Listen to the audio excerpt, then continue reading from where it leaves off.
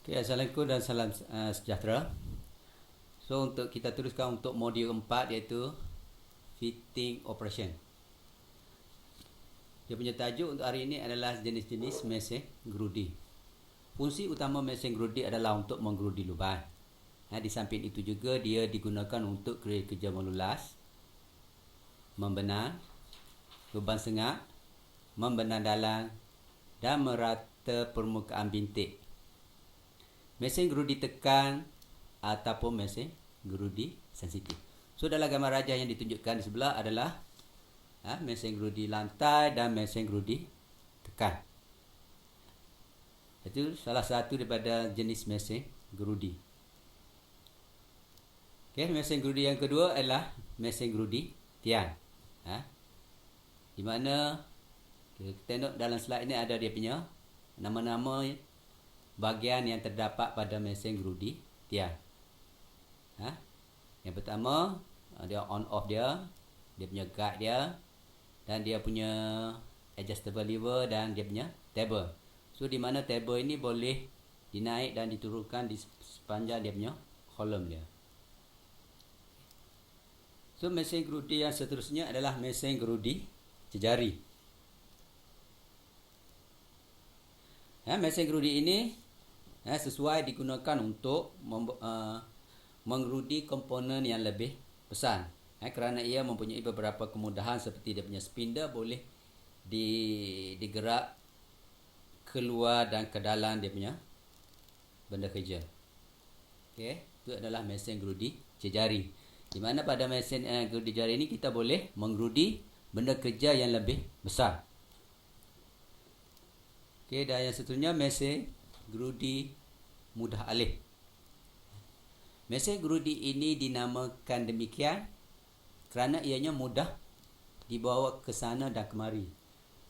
Gunanya adalah untuk menggerudi lubang yang kecil dan dikendalikan dengan kuasa elektrik. Terdapat dua jenis mesin gerudi mudah alih. Okey, yang pertama yang jenis pistol. Jenis ini adalah yang ringan dan boleh dipegang dengan sebelah tangan sahaja. Ianya sesuai digunakan dalam kerja ringan. Okay.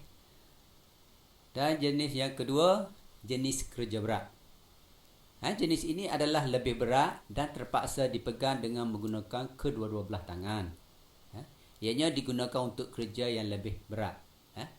Terdapat juga jenis gerudi yang dijalankan oleh kuasa angin yang dinamakan gerudi tangan pneumatik. Okay. Dan seterusnya adalah mesin gerudi khas. Mesin gerudi khas digunakan untuk kerja khusus untuk berbagai-bagai kegunaan bergantung kepada jenis gerudi khas itu. Jenis-jenis mesin gerudi khas ialah ada yang jenis gerudi yang berbilang spindle, mesin gerudi regu, mesin gerudi tarat dan mesin gerudi kawalan komputer. Ini adalah mesin gerudi jenis khas. Okey, dan seterusnya kita pergi pula pada nama-nama bahagian mesin gerudi tekan dan mesin gerudi tiang. Okey, bahagian yang pertama, tapak.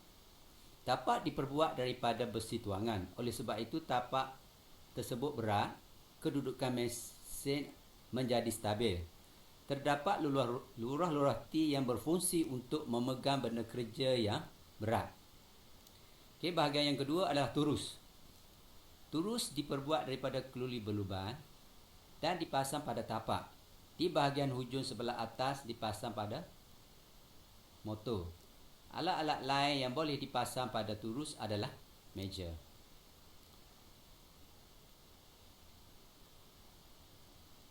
So meja diperbuat daripada besi tuangan berbentuk segi empat bujuk dan bulat.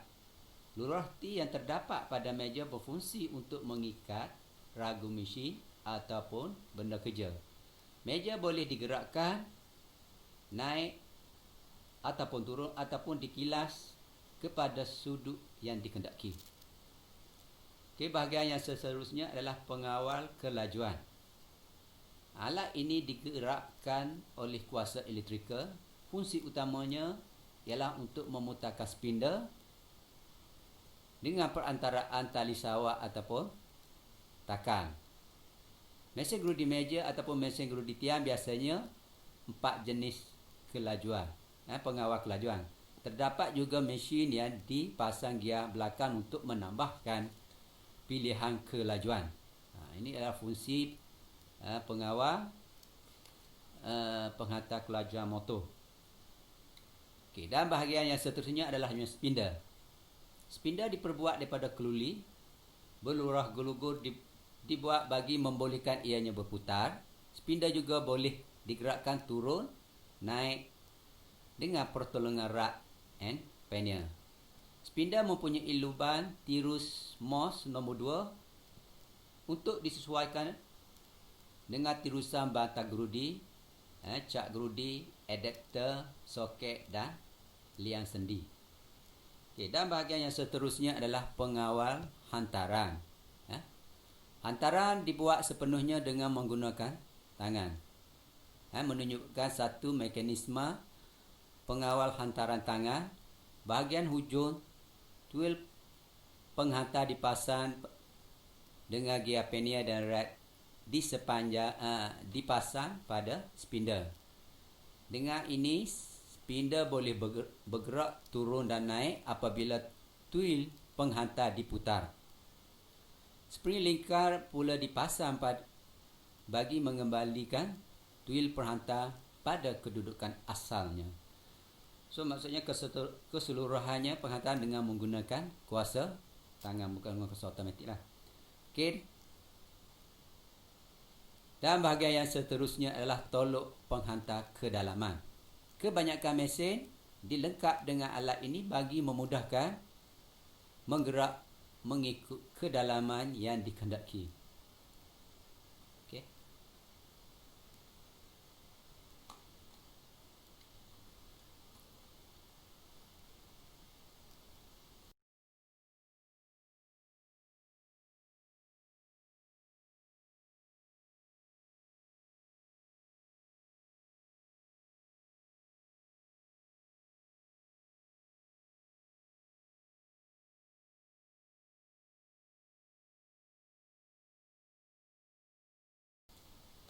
Okey, kita sambung pula kita punya pembelajaran. Kalau sebelum modul sebelum ni kita dah mengenali nama-nama bahagian dan jenis-jenis mesin gerudi.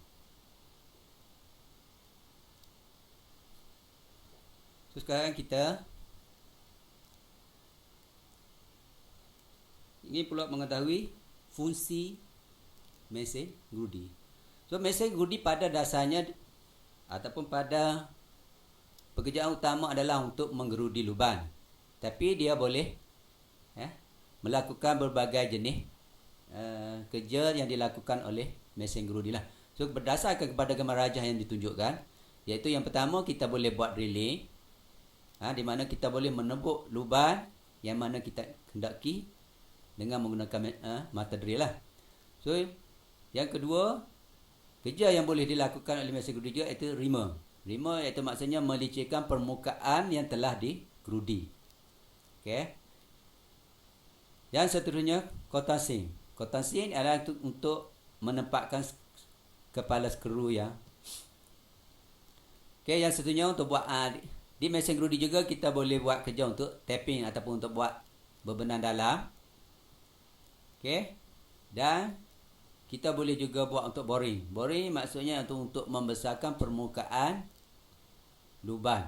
Dan yang seterusnya kita boleh kerja yang dapat dilakukan ialah dengan menggunakan contour bore, iaitu untuk membesarkan dia punya ataupun untuk menempatkan kepala skru. Jadi kita tengok dia punya fungsi menggerudi. Dia punya huraian dia.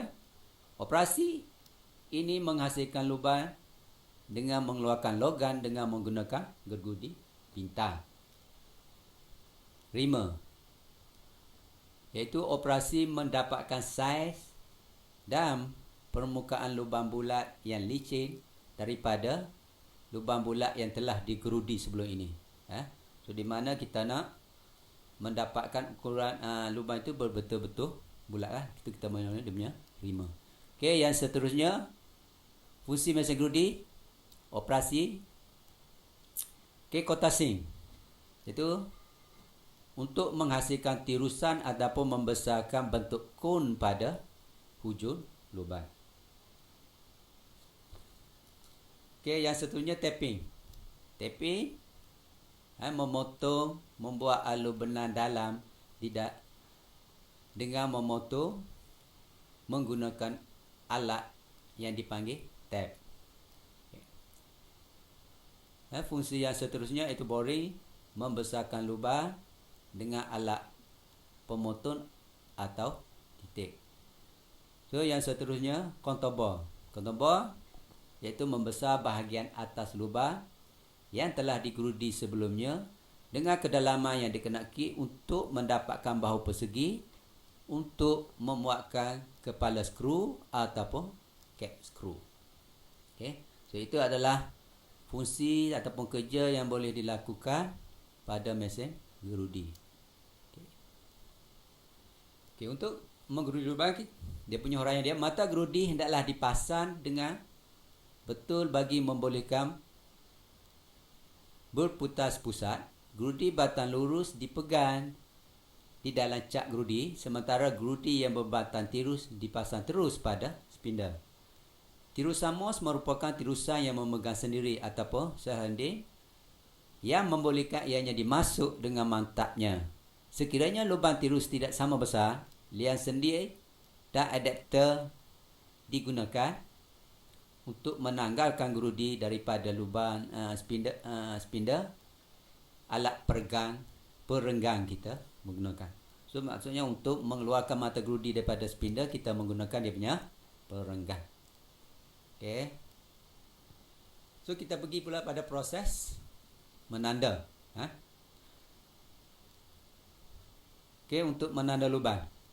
Langkah-langkah yang berikut perlu diberi perhatian bagi mendapatkan kedudukan lubang yang tepat.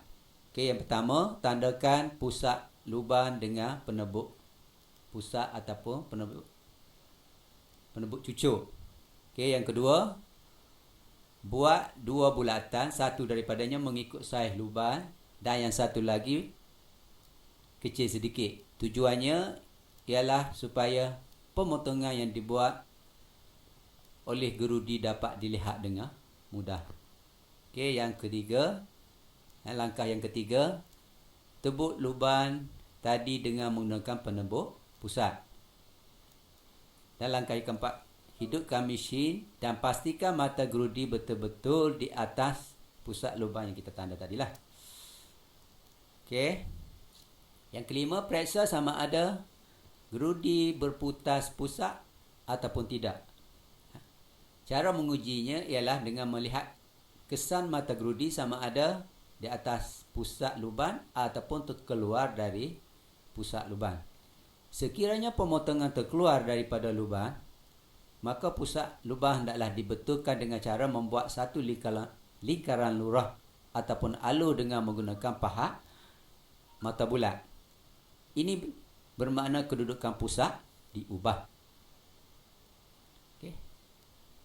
Fungsi yang ketiga ialah menggerek ataupun boring. Proses ini dilakukan jika gerudi yang dikehendaki tidak diperolehi dan selalunya digunakan untuk membesar lubang yang bergaris pusat lebih daripada 1,5 inci ataupun 40 mm lah. Kadang-kadang lubang yang digerudi tidak sepusat dan juga saiz lubang tidak begitu tepat. Ini berlaku kerana semasa kadang-kadang penyeleweng apabila terkena dia punya bintik keras ataupun hotspot dan lubang-lubang pasir. Untuk menghasilkan lubang yang berukuran tepat, lokasi sepusat dengan bahan kerja dan mempunyai penyudahan yang licin, lubang disebut dia punya digerek. Operasi menggerek pada mesin gerudi adalah memerlukan perhatian yang wajar dan menggunakan mata alat penggeret yang khas, di mana mata alatnya boleh diubah sesuai kepada saiz yang kita kendaki. Itu untuk dia punya boring. Seterusnya kita pergi pada proses memboring. Boring juga boleh dilakukan pada mesin milling lah.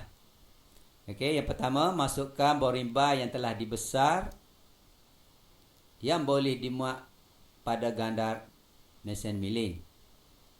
Laraskan meja kisar untuk membolehkan pilot boring bar memasuki lubang bush di meja mesin milling. Selepas laras kunci supaya meja tadi boleh selari dari posisi yang telah disetkan. Pasang benda kerja di atas paralel bar bagi membolehkan serpihan keluar semasa memotong. Tengahkan dan laraskan lubang yang hendak digeret dengan boring bar, kemudian ikat benda kerja itu dengan kemas. Laras kelajuan mesin gerudi serta gerak suapnya mengikut logam yang hendak dipotong. Gerak suap kasar boleh dibuat sehingga 0.38 mm, manakala gerak suap penyudah dilaras di antara 0.02 hingga 0.12 mm. Laras, bol bit dan buat potongan percubaan sedalam 6 mm. Berhentikan mesin dan ukur saiz yang dipotong tadi dengan angkup dalam ataupun teleskopik game. Laras kembali mata toolbit ke ukuran yang hendak dipotong serta setkan potongan dalam yang dikendaki. Potong atau penggeret semula lubang mengikut kehendak saiz lubang dengan melaras sedikit demi sedikit mata toolbit hingga sampai ke saiz lubang yang dikendaki. So ini adalah gambar rajah menggeret di mesin gerudi. Di mana benda kerja diikat dengan menggunakan bot enak lah. Okey. Dan yang seterusnya, contour bore. Contour bore adalah satu proses membesar hujung lubang untuk tempat skru kepala skru. Alat yang digunakan dinamakan dia punya contour bore. Dalam operasi ini, satu lubang besar sedikit daripada pilot contour bore dibuat dahulu. Proses contour bore boring dilakukan dengan menggunakan pilot contour bore yang bertindak sebagai pemandu pada alat pemotong contour bore. Contour bore tadi akan membesar hujung lubang untuk memuatkan skru kepala skru. Okay. So ini adalah gambar rajah cara dan kaedah bagaimana untuk membentuk contour bore. Tujuan utama contour bore adalah sekadar untuk membenarkan kepala skru supaya kepalanya sama rata dengan permukaan benda kerja. Dan fungsi yang seterusnya adalah dia punya gerudi benang. Gerudi ini mempunyai banyak mata pemotong yang terdapat pada hujungnya yang berbentuk kon. Saiz matanya ialah 90 hingga 120 darjah. Gerudi benang digunakan khas untuk menghasilkan lubang benang supaya skru benang ataupun ribet boleh dipasang. Ia juga digunakan untuk membersihkan lubang di bibir lubang lah. So kalau kita tengok pada gambar rajah itu ada berbagai jenis bentuk contouring. Okey. Sekian, terima kasih.